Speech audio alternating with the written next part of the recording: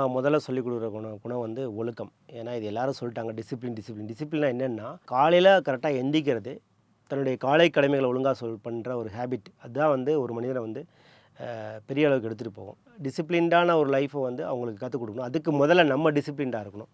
2வது வந்து எல்டர்ஸ ரெஸ்பெக்ட் பண்றது. நம்ம யாரையுமே வேல்யூ பண்றது கிடையாது. எதையுமே வேல்யூ பண்றது கிடையாது. அதனால வந்து சுத்தி இருக்கிற எல்டர்ஸ வந்து நம்ம ரெஸ்பெக்ட் பண்றதுக்கு கத்துக் குடுக்கணும். அப்பா, அம்மா முதல்ல வந்து அவங்க அப்பா, அம்மாவ ரெஸ்பெக்ட் பண்ணா தான் பசங்களும் அவங்க வந்து அடுத்தவங்கள ரெஸ்பெக்ட் பண்ணுவாங்க. இதுவெல்லாம் நம்மளுடைய கல்ச்சர்.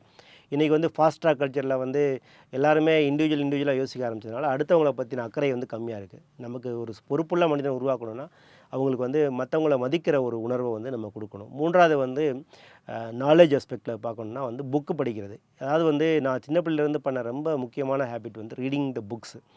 ரீடிங் த புக்ஸ்னால் நினைப்பாங்க இந்த புக்ஸை படி அந்த புக்ஸை படி. முதல்ல பசங்களுக்கு எந்த புக்கில் இன்ட்ரெஸ்ட் இருக்கோ அந்த புக்கை படிக்கட்டும். 4வது வந்து ஃபுட் ஹேபிட்ஸ். இன்றைக்கி வந்து செல்லம் கொடுக்குறோன்ற பேரில் வந்து ஃபாரின் சாக்லேட் வாங்கி கொடுக்குறதா இருக்கட்டும், இல்லை வந்து ஃபாஸ்ட் ஃபுட்டை வாங்கி கொடுக்குறதா இருக்கட்டும், ஏதாவது ஒரு ஃபேஷன் ட்ரெண்டாக போயிட்டுருக்கு. ஆனால் இன்றைக்கி நம்ம சரியான உணவை சாப்பிடலைன்னா நாளைக்கு கண்டிப்பாக வந்து நோயாளியாக தான் ஆகும். அதனால் குழந்தைங்க வந்து எஸ்பெஷலி வந்து இந்த ஃபாஸ்ட் ஃபுட் அவாய்ட் பண்ணுறதுக்கு வந்து பேரண்ட்ஸ் வந்து ஹெல்ப் பண்ணணும். அதுக்காக ஃபாஸ்ட் ஃபுட்டே சாப்பிடக்கூடாது அப்படின்னு நான் சொல்லலை. Having the good eating habit, that's a 4th important habit. 5th வந்து குட் ஸ்லீப்பிங் ஹேபிட்டு. குழந்தைங்க வந்து நிறையா வந்து ஸ்க்ரீனுக்கு முன்னாடி இருந்துட்டு they are all using lot of screens. அதனால என்ன ஆகுதுன்னா அவங்களுடைய ஸ்லீப் பேட்டர்ன் வந்து அஃபெக்ட் ஆகுது. ஸ்லீப் பேட்டர்ன் அஃபெக்ட் ஆகும்போது ஆட்டோமேட்டிக்காக வந்து பிரெயின் டெவலப்மெண்ட் ரொம்ப பெரிய அளவில் பாதிக்குது. பேரண்ட்ஸாக வந்து ஆரம்ப கட்டத்திலேருந்து இந்த எக்ஸ்போஷரை வந்து நீங்கள் கரெக்டாக கொடுத்துட்டே வந்தீங்கன்னா கண்டிப்பாக வந்து குழந்தைங்க நல்ல முறையில் வாழுவாங்கன்னு நான் நம்புகிறேன்.